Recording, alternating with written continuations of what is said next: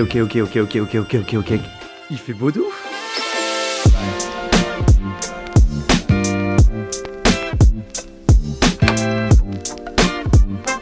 Ok, alors non seulement il fait beau aujourd'hui, mais surtout c'est le jour le plus chaud depuis que je suis à Rome, il fait 22 degrés. On est dimanche et il est 14h, je vais à peu près de me lever, donc la première chose qu'on va faire, c'est prendre un café. Et en fait aujourd'hui on va globalement rester dans mon quartier, c'est-à-dire Monti.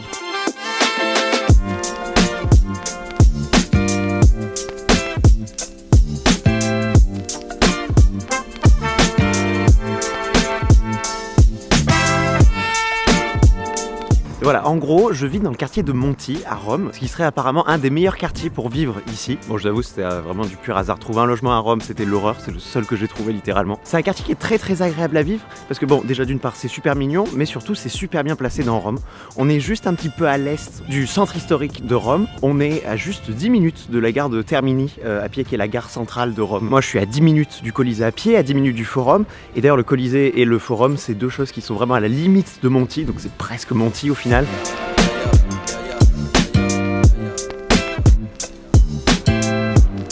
Voilà, la gare c'est 10 minutes dans cette direction.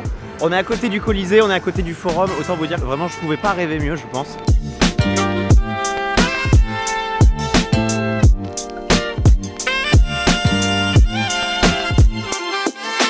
En gros, Monti, ça fait partie des 22 rioni de Rome. Un rione, en fait, ça vient du latin regio, qui était la région.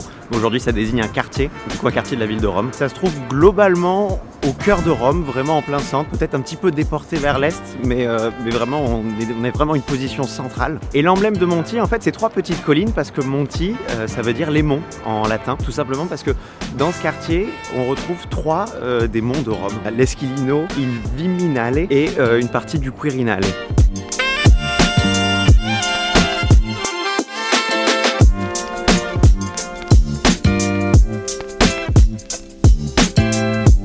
Bon alors à l'époque, tard l'époque, comme disaient les Romains, c'était surtout un endroit où il y avait beaucoup de maisons closes. Bon aujourd'hui ça a quand même beaucoup changé, ça s'est énormément gentrifié, c'est devenu un peu le coin hipster de Rome.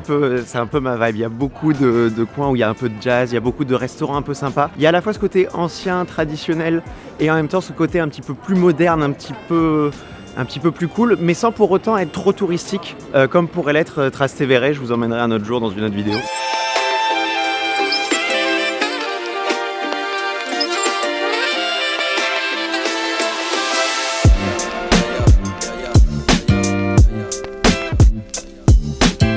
De par les trois monts qui se situent dans Monti, c'est quand même un quartier qui est assez vallonné. Du coup, il y a pas mal de rues qui montent, qui descendent. C'est un peu escarpé par moments, mais c'est ça qui donne un petit peu son charme, je trouve. Et c'est un petit peu comme la rue dans laquelle je suis actuellement, c'est-à-dire des rues assez étroites, très pavées, avec beaucoup de restaurants, quelques terrasses. C'est vraiment un quartier très agréable le soir parce qu'en fait, il y a beaucoup de bars sympas, un peu thématiques. C'est vraiment un quartier très agréable pour vivre, surtout pour sortir en fait le soir. Peut-être pas pour vivre, mais pour sortir le soir, oui.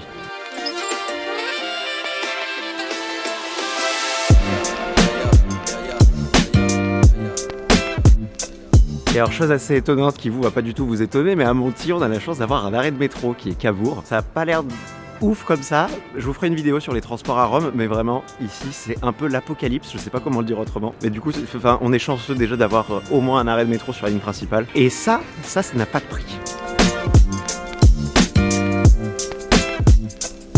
C'est vraiment un des quartiers les plus mignons dans lesquels je suis allé, peut-être avec Trastevere, mais qui a l'inconvénient d'être très touristique. Ici, il y a quand même un peu plus de Romains, je dirais, qu'à Trastevere.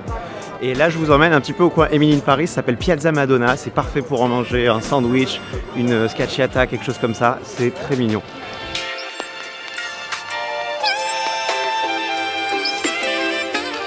Et en parlant de manger, je vais vous emmener dans le premier endroit où j'ai mangé quand je suis arrivé à Rome il y a 3 semaines. Bah justement, c'est un petit peu des sandwichs, des scacchiata. Ça reprend un peu le concept des petits bobis qu'on peut trouver à Florence. C'est incroyable.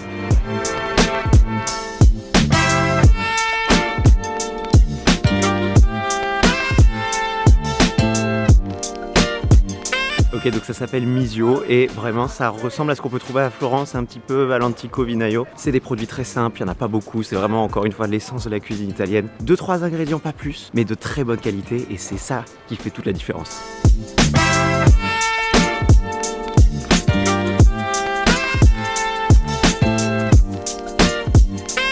En gros, celle-là, c'est mortadelle, pistache concassée et stracciatella. Stracciatella, en fait, c'est le cœur de la burrata. Encore une fois, la cuisine italienne s'attend à quelque chose d'extravagant, mais c'est vraiment la simplicité dans toute sa beauté.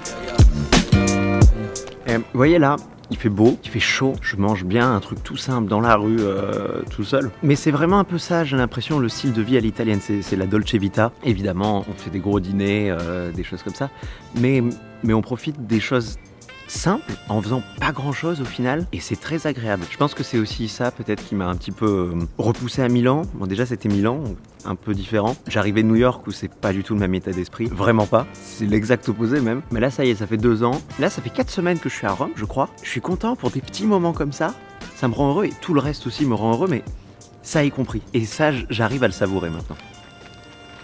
Vraiment, à Rome on vit très très bien, et je dirais même qu'à Monti, on vit peut-être même encore mieux.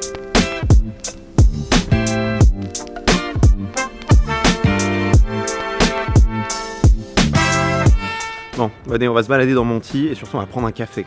Et aussi, je dois vous montrer une église, j'y suis jamais allé, mais apparemment c'est un must à faire à Monti.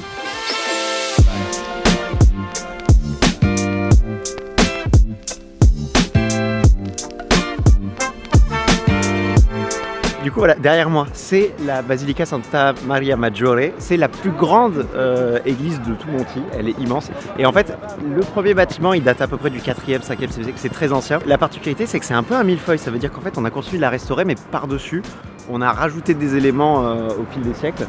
Et ça donne ce bâtiment qui est complètement gigantesque, dans lequel je ne suis jamais rentré. Donc on y va.